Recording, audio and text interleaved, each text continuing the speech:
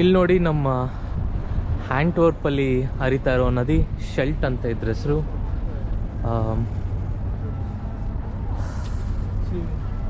ಇಲ್ಲಿ boat services ಎಲ್ಲ available ಇದೆ, ವಾಟರ್ ಬಸ್. ಸೊ ಎಲ್ಲ ಆರಾಮಾಗಿ ನಿದ್ದೆ ಮಾಡ್ತಾ ಇದ್ದಾರೆ, ಬಿಸಿಲಿಗೆ ಮೈ ಕಾಯಿಸ್ಕೊತಾ ಇದ್ದಾರೆ.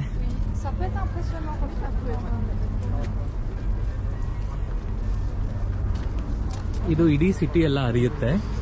ಆ್ಯಂಡ್ ಎರಡು ಕಡೆ ನೀಟಾಗಿ ಬಂಡೆ ಇಟ್ಬಿಟ್ಟಿದ್ದಾರೆ, ಸೊ ದಟ್ ನದಿ ನೀರು ಲ್ಯಾಂಡನ್ನ ಕೊರೆಯೋ ಸಾಧ್ಯತೆಗಳು ತುಂಬ ಕಮ್ಮಿ.